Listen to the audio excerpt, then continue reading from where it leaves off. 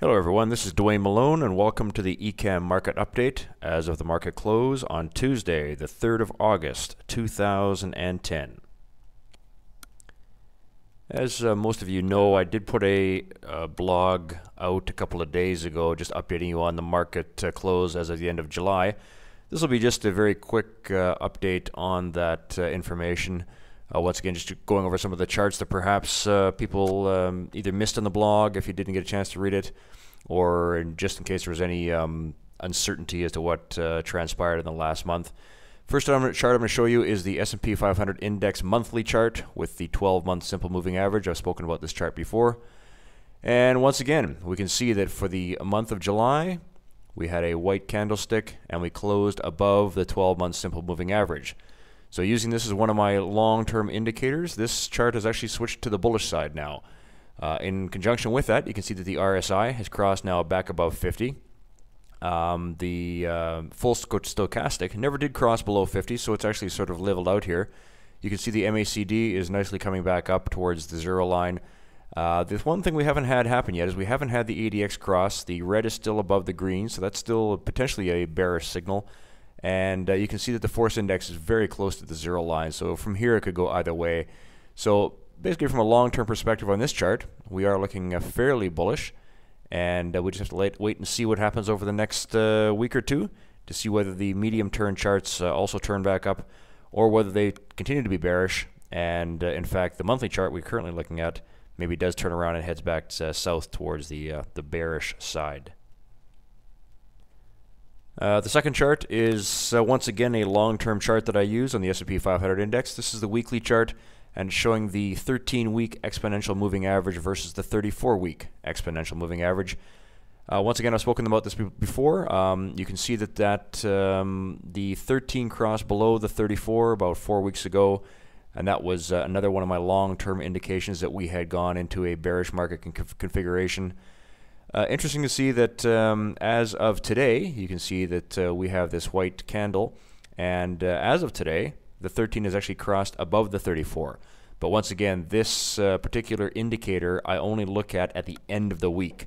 So by the close of the markets on Friday, if we have the 13-week exponential moving average above the 34, that would be a further bullish sign that perhaps the worst of this bear market correction is over, and we may be on the road towards a new bull market. Once again, like I said, we'll have to wait to the end of the week to see whether that transpires or not. My normal weekly chart of the S&P 500 index shows that we're still in a bear market configuration. The reason why is because price has not closed above the 20-week moving average, which is the center of this Bollinger Band, this dotted line, as you can see. We've come right up to the top of it.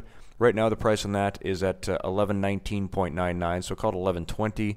And we closed, that was 1120, I guess, on Tuesday we closed. But once again, we use this chart at the end of the week. So at the end of the week, if in fact we're above the 20-week moving average, that would be a good sign. You can see that the RSI has corrected now back above 50, which again is a good sign to see.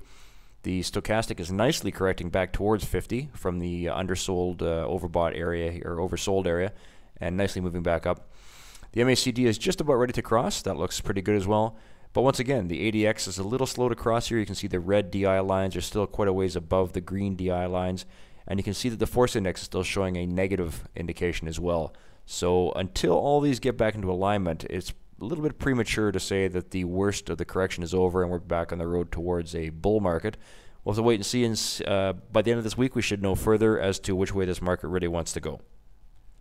The next chart is once again one of my intermediate term indicators, and that's the point and figure chart on the S&P 500 index.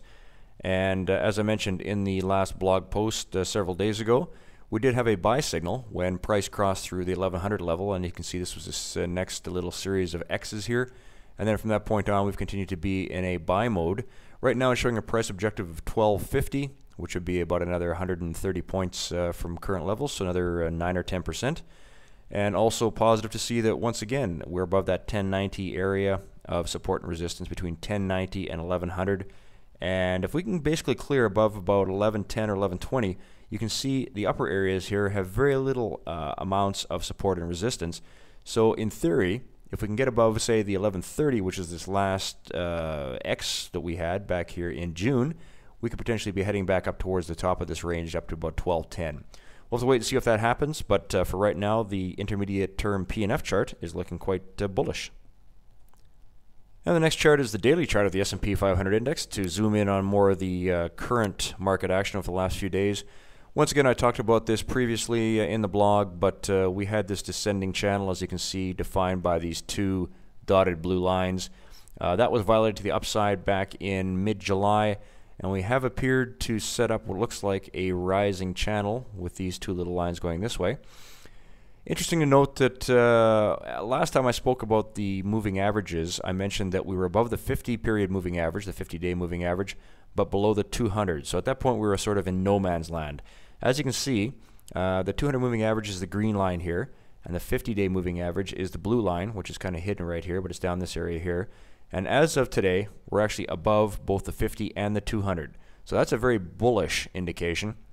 Interesting to note that since we have broken down from the initial breakdown in late April, the 100-day moving average has acted as a place of pretty good resistance all the way through it. To try to get up here, couldn't get through. Tried again here, couldn't get through.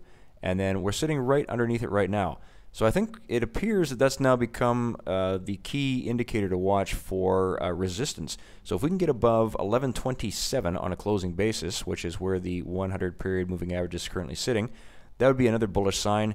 And I think we'd be off to the races after that. Then we have a good chance of challenging the 1130 level, and above that, then back up to the old highs, perhaps up at 1220.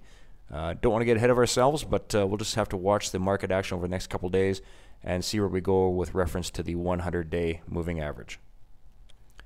The last chart I want to show today is the US dollar index. As we know, the US dollar was on a very nice rise up until very early June. We hit about 88.71. At that point, we started this downtrending channel.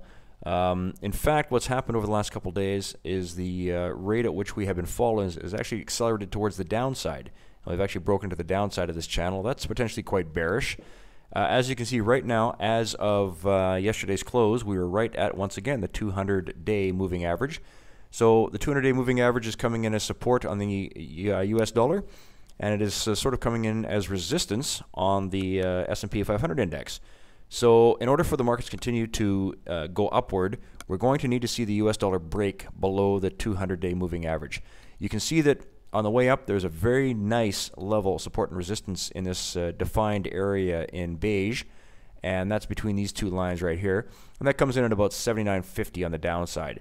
So if we were to break below 79.51 is in fact what the number is, then we would expect that we will have a pretty good rally in the markets, and the US dollar would be definitely in trouble, of course, and on its way back down to challenge perhaps the lows down at 76 set in January, and then much lower lows below that.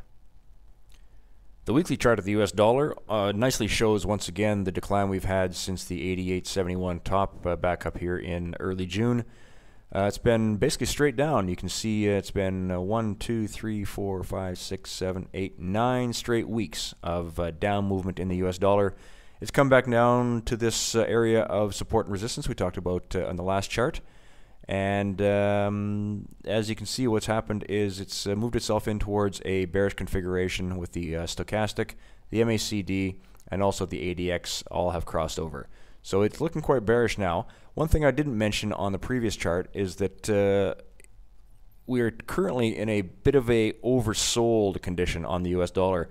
So I'm expecting that we should get a bit of a pop here, a bit of a rise. I would definitely not be short in the US dollar at this point. I would expect it's going to rise somewhat, and if it does so, then I would expect some market weakness in the stock markets. But until we can get back above this 20-week moving average at 83.61, we have to consider the US dollar in a bearish configuration. That's my market view for today. I'll be back in the next couple days with another update. This has been Dwayne Malone with the ECAM Market Update.